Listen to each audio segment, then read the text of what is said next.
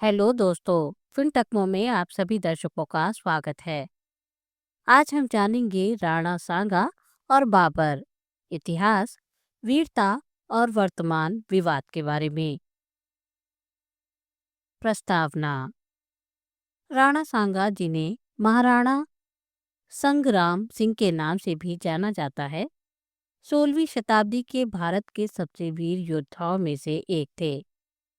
उन्होंने मेवाड़ राज्य को सशक्त बनाया और मुगलों तथा दिल्ली सल्तनत के खिलाफ कई महत्वपूर्ण युद्ध लड़े।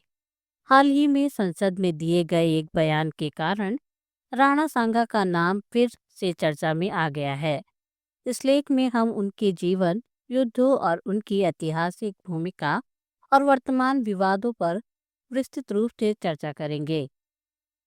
राणा सांगा का जीवन परिचय। राणा सांगा का जन्म 12 अप्रैल 1483 को मेवाड़ के सिसोदिया वंश में हुआ था। वे राणा रायमल के पुत्र थे और अपनी वीरता, युद्ध कौशल और रणनीतिक क्षमता के लिए प्रसिद्ध थे। उनके शासनकाल में मेवाड़ न केवल एक शक्तिशाली राज्य बना, बल्कि उत्तर भारत में हिंदू प्रतिरोध का प्रमुख केंद्र भी बना। प्रमुख तथ्य। राणा सांगा का पूरा नाम महाराणा संग्राम सिंह था। वे मेवाड़ के सिसोदिया वंश के राजा थे। उनका उद्देश्य पूरे भारत में हिंदू एकता को मजबूत करना था। उन्होंने 18 बड़े युद्ध लड़े और कई बार गंभीर रूप से घायल हुए। राणा सांगा की प्रमुख उपलब्धियां और युद्ध। मेवाड़ को शक्तिशाली बनाना। राणा सांगा ने अपने शासनकाल में मेवाड़ को मजबूत किया और इसे भारत के सबसे शक्तिशाली राज्यों में से एक बना दिया। उन्होंने अपनी सेना को सुदृढ़ किया और कई पड़ोसी राज्यों को अपने अधीन किया।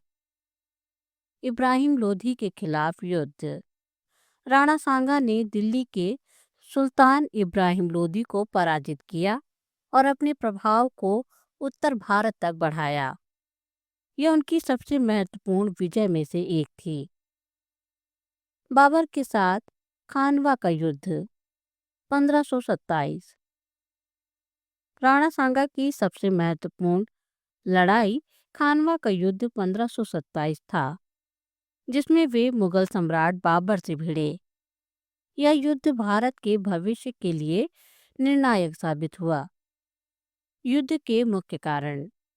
राणा सांगा ने बाबर को भारत से बाहर निकालने का निश्चय किया था। बाबर ने अपने सैन्य कौशल और रणनीति से इस युद्ध में विजय प्राप्त की। युद्ध में राणा सांगा घायल हुए और बाद में उनकी मृत्यु हो गई। हालिया विवाद राणा सांगा और बाबर। हाल ही में समाजवादी पार्टी सपा की राज्यसभा सांसद रामजी लाल सुमन ने संसद में एक बयान दिया, जिसमें उन्होंने कहा कि राणा सांगा ने बाबर को भारत बुलाया था। उनके इस बयान के बाद भारी विवाद खड़ा हो गया। विवाद के प्रमुख बिंदु। भाजपा सांसद महिमा कुमारी मेवाड़ ने इस बयान का विरोध करते हुए कहा कि राणा सांगा ने भारत की रक्षा के लिए संघर्ष किया था। AIMIM प्रमुख असदुद्दीन ओवैसी ने भी इस विषय पर टिप्पणी की और कहा कि इतिहास को सही संदर्भ में समझना चाहिए। इतिहासकारों का मानना है कि राणा सांगा ने बाबर को केवल इब्राहिम लोदी के खिलाफ लड़ाई के लिए आमंत्रित किया था, लेकिन बाद में बाबर ने भारत में ही रहने का निश्चय कर लिया। मीडिया और सोशल मीडिया पर प्रतिक्रिया। इस बयान के बाद सोशल मीडिया पर राणा सांगा के समर्थन और विरोध में कई पोस्ट वायरल हो गई। इतिहास प्रेमियों और राजनीतिक विश्लेषकों के बीच इस विषय पर तीखी बहस हुई। कई संगठनों ने इस बयान के खिलाफ प्रदर्शन किए। राणा सांगा का ऐतिहासिक योगदान। हिंदू राज्यों को एकजुट करना। राणा सांगा ने भारत के विभिन्न हिंदू राज्यों को एकजुट करने का प्रयास किया। उन्होंने राजपूतों को संगठित किया और सामूहिक शक्ति से मुस्लिम आक्रमणकारियों का सामना किया। युद्ध नीति और सैन्य रणनीति। राणा सांगा एक महान योद्धा और कुशल रणनीतिकार थे। उन्होंने कई युद्धों में अपनी सैन्य कुशलता का परिचय दिया और आधुनिक रणनीति अपनाई। भारतीय गौरव का प्रतीक। आज भी राणा सांगा को भारतीय इतिहास में वीरता और बलिदान के प्रतीक के रूप में देखा जाता है। उनकी गाथाएं राजस्थान और उत्तर भारत में लोक गाथाओं के रूप में प्रचलित हैं। निष्कर्ष। राणा सांगा भारतीय इतिहास के सबसे वीर योद्धाओं में से एक थे। उन्होंने हिंदू राज्यों को संगठित करने का प्रयास किया और कई ऐतिहासिक युद्ध लड़े। हाल ही में उनके नाम पर उठे विवाद ने इतिहास को फिर से चर्चा में ला दिया है।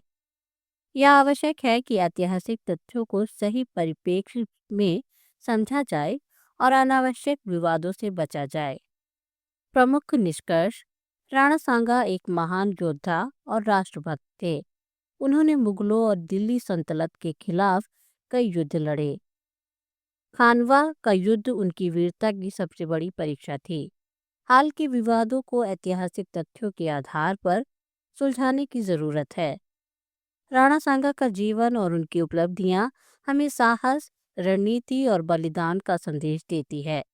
हमें इतिहास को सही परिप्रेक्ष्य में देखने और उससे सीखने की आवश्यकता है।